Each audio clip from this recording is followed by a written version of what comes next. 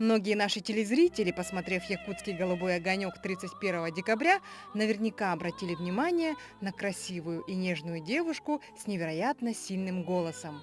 А зовут певицу Мария Шапошникова. Она выпускница Высшей школы музыки, воспитанница Онегины Иллиной.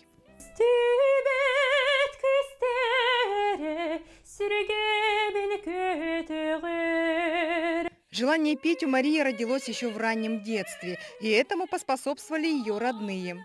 Ее дядя по материнской линии Захар Степанов – первый профессиональный композитор Якутии, а отец – Василий Шапошников, популярный певец 90-х, солист вокального ансамбля «Сардана».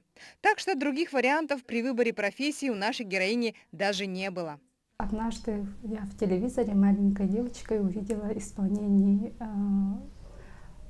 одной известной певицы, к сожалению, не помню, как ее сейчас зовут, но она пела академическую песню, по-моему, Сара Брайтман. Вот, я песню запомнила. И мне, конечно, захотелось петь так же, как она. А вы сейчас можете так петь? Да. К большому счастью оказалось, что у меня именно такой голос, что у меня высокая сопрано оказалась. Напомним, что тембры женского голоса имеют 3 вида – меццо-сопрано, сопрано и контральто. К примеру, у знаменитой Монсеррат Кабалье, так же, как и у Марии, сопрано. Испортить можно легко и просто, и нельзя вот на улице, на холоде много разговаривать. Вообще много разговаривать певцу опасно. Мы даже молчим, в день спектакля можно вообще не разговаривать.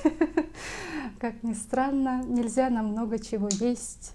Например? Холодное, мороженое, например, горячее слишком тоже мешает. Самое распространенное заблуждение, будто на связки чудодейственно влияет пара сырых куриных яиц.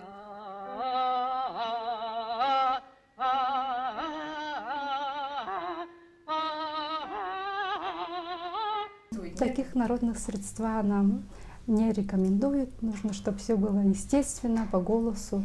Главное высыпаться, правильно питаться. Вот наши простые критерии. Но у всех оперных певцов есть золотое правило – распеваться перед выступлением. Вначале просто мычать себе под нос, затем пропевать гласные, потом петь легкие композиции, далее их усложняя. Но мы не могли не вспомнить про известную всем забаву – менять голос при помощи гелия.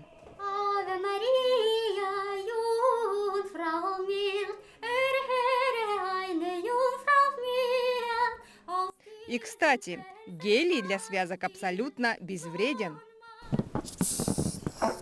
Но эффект мультяшного голоса после гелия длится примерно 10 секунд. Газ выдыхается вместе с речью, постепенно восстанавливается родной тембр. Вот уже почти родной тембр. Уже другую арию, партию половецкой девушки в опере «Князь Игорь», наша героиня будет исполнять 22 февраля. А 2 марта ждите на сцене театра оперы и балета спектакль «Дон Жуан», где Мария Шапошникова вновь поразит всех ценителей оперы своим красивым и сильным голосом.